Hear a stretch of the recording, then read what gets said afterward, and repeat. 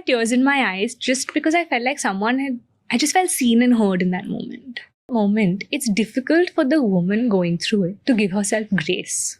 It takes time. It's 6 months. I've not had this much. I don't know why I'm having it on your show. But it's a fact. It takes time.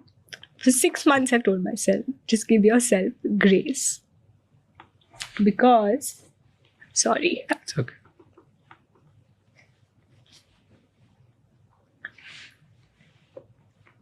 Because you realize you're doing so much for everyone else. You forget about the relationship you need to have with yourself. The things you need to tell yourself. Celebrity encounter होता है, तो ऐसे कई बार मैं भी ऐसे टकराया हूँ सेलिब्रिटी से, बट जो एक सेलिब्रिटी से मुलाकात मुझे बहुत अच्छे से याद है, that was with Kartik Aaryan and Kiara Advani. ये भी बिजनेस क्लास नहीं थे, ठीक है। मैं था, मेरा भाई था, मेरी मम्मी थी, ठीक है। तो हुआ कि लोग ऑन स्क्रीन और ऑफ स्क्रीन कितने डिफरेंट होते हैं, ठीक है। अब हुआ क्या, मैं वीडियो भी दिखाऊंगा अभी। तो हुआ क्या, मेरी मम्मी आई तो फर्स्ट वाली जो रो की सीट थी उसकी, उन्हें हमारी सीट सेकंड वाली थी, मम्मी कंफ्यूज हो गई, फर्स्ट वाली में बैठ गई, उनको कंफ्यूजन हो गया, ठीक है। तो ये आई कियारा अडवाणी एंड देन भाई अब आप आए हो, ऑब्वियसली अगर कोई आपकी सीट पे बैठा हो, है ना, तो आप बोल सकते हो इट्स माई सीट, ठीक है। It's very normal thing to do, but obviously यार वो सेलिब्रिटी है, और हम सब बिजनेस क्लास नहीं है, लेकिन नहीं भाई वो सेलिब्रिटी है, तो वो ऐसे कैसे बात कर सकते हो। उसने भाई, उस बंदी ने इतना गंदा लुक दिया था, तो समथिंग लाइक मैं करके दिखाता हूँ, एज इफ जैसे उसकी सीट खराब हो गई हो, कि कोई नॉन सेलिब्रिटी इंसान बैठ कैसे गया भाई वहां पे, ठीक है। देन उसने वो गंदा सा एक्सप्रेशन दिया, she didn't say anything. Then air hostess, once an actor always an actor, nice actor, she doesn't even sound real, she's a great actor, if you know you know, she's one of those rude celebrities.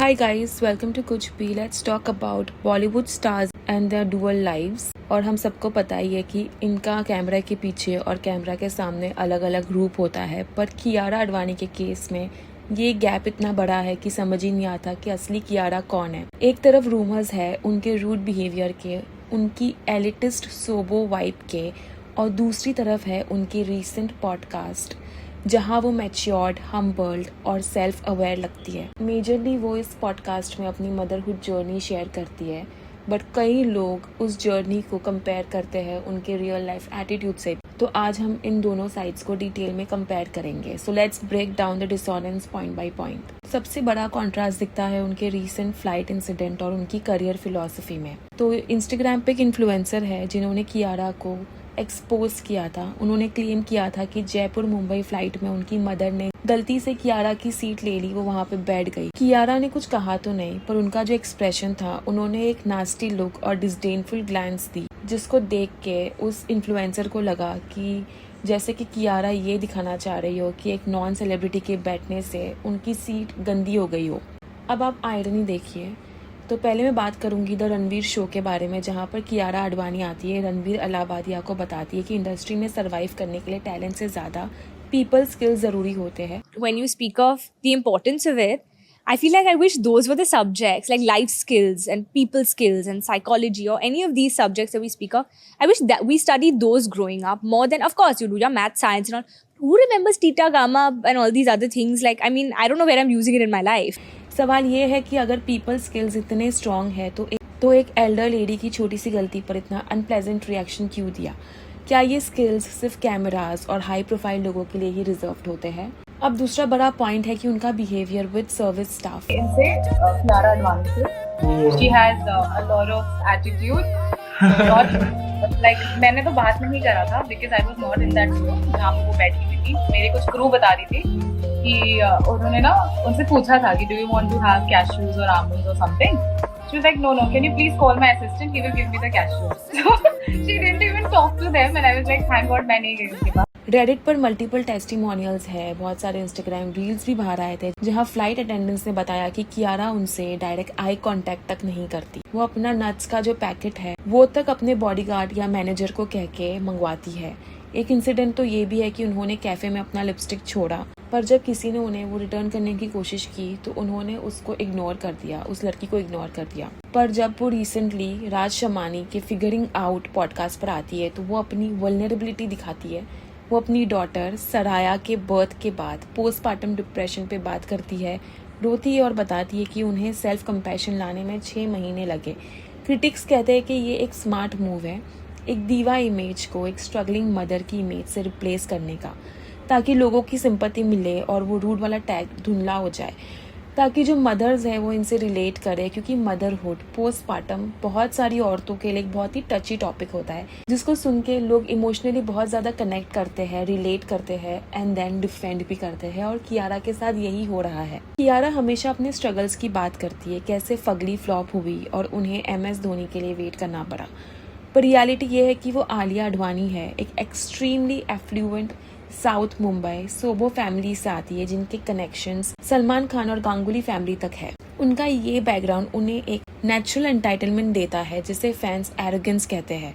वो शायद उनकी सोबो habits है, जहाँ personal space और privacy को वो इतना ऊपर रखती है कि वो कॉमन फैंस के लिए कोल्ड और डिस्टेंट बन जाती है। इवन उनके हस्बैंड सिद्धार्थ मल्होत्रा भी काफी प्राइवेट है, जो उनकी बाउंड्री सेटिंग वाली इमेज को और स्ट्रॉन्ग करती है, जिसको लोग अक्सर रूडनेस समझ लेते हैं। हम सब ने उन्हें कबीर सिंह की प्रीति के रूप में देखा है, जो साइलेंट है, सबमिसिव है और इनोसेंट है। ऑडियंस ने वही इमेज रियल लाइफ में भी एक्सपेक्ट की, पर रियल कियारा असर्टिव है। रिसेंटली जब रूमर्स उड़े कि उन्होंने फिल्म टॉक्सिक में यश के साथ रोमांटिक सीन्स टोन डाउन करने को कहा, तो उन्होंने ओपनली इसे एब्सोल्यूट नॉनसेंस बोला। ये असर्टिवनेस फिल्म्स में मैच्योरिटी लगती है, पर रियल लाइफ एनकाउंटर्स में लोग इसे स्नॉबिश कहते हैं। जब उनका PR सडनली सुशांत सिंह राजपूत के साथ उनकी थ्रोबैक पिक्चर सर्कुलेट करता है, जब वो ट्रोल हो रही होती है, तो ये काफी कैलकुलेटेड लगता है। लोग पूछते हैं क्या ये गुडनेस सिर्फ इमेज मेंटेनेंस के लिए है। और इसी टॉपिक को लेकर इंटरनेट पर चल रही इस डिबेट के दोनों साइड्स भी देखना बहुत जरूरी है। कियारा की इस न्यू मैच्योर्ड इमेज को लेकर सोशल मीडिया 2 हिस्सों में बढ़ गए हैं। Now let's talk about the supportive side. Emotions don't C rich और पुअर। एक बड़ा सेक्शन है फैंस का जो कियारा को डिफेंड कर रहा है। जैसे एक यूजर ने कमेंट किया कि उन्हें बहुत अच्छा लगा कि जिस तरह कियारा ने पोस्टपार्टम डिप्रेशन पर बात की बिना सिद्धार्थ को ब्लेम किए।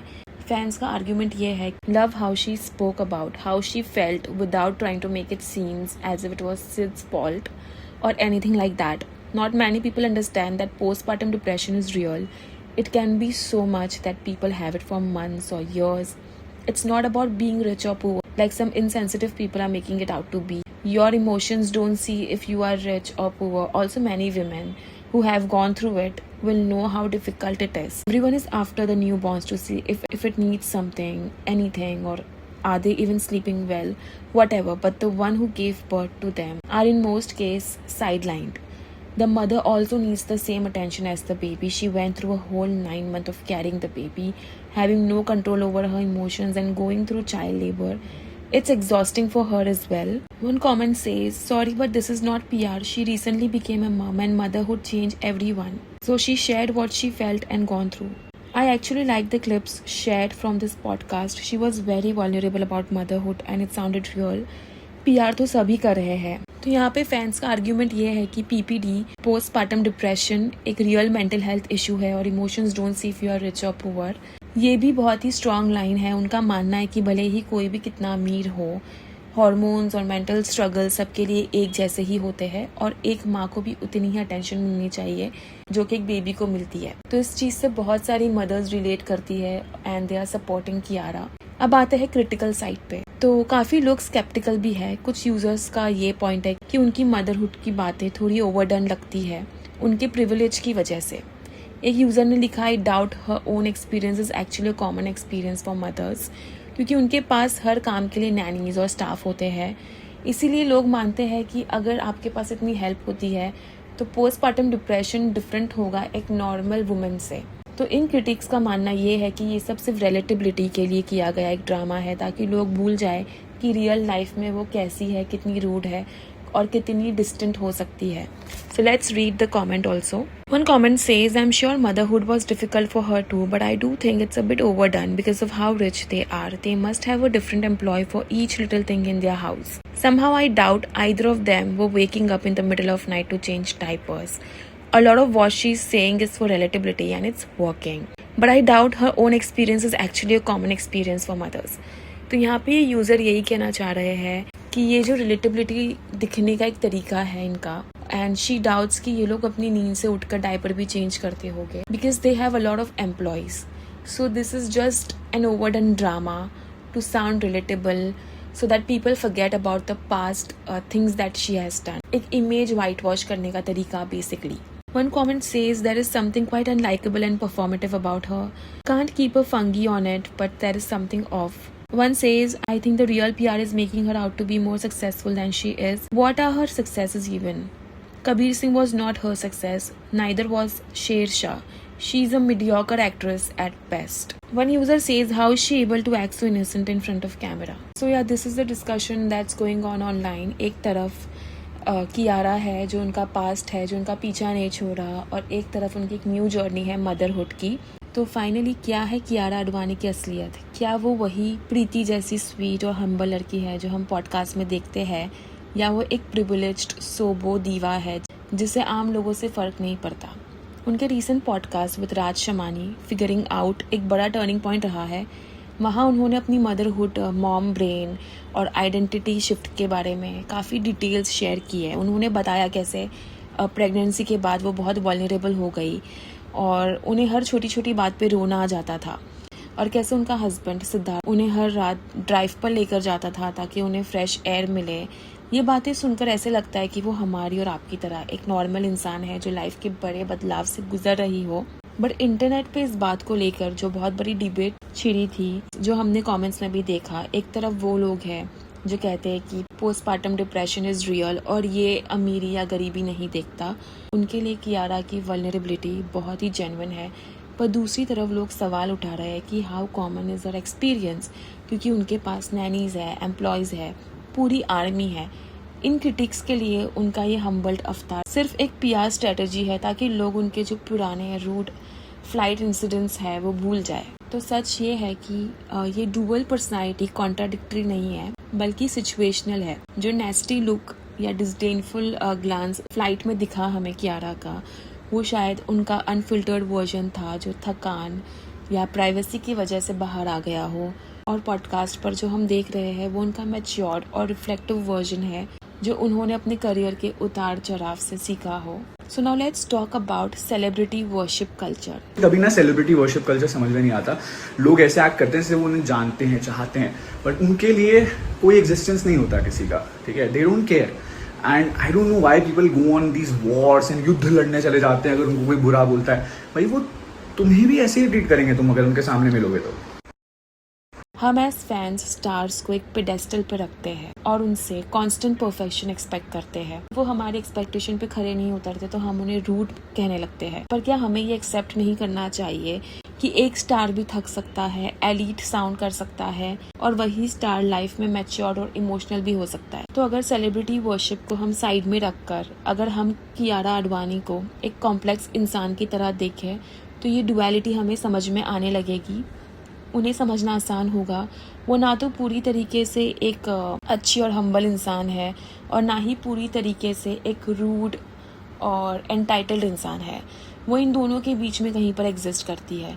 तो आपका क्या कहना है इस डिबेट पे? प्लीज़ कमेंट सेक्शन में मुझे ज़रूर बताना. मिलेगी बहुत ही जल्द अगली पॉडकास्ट पे. सी इन द नेक्स्ट. बाय.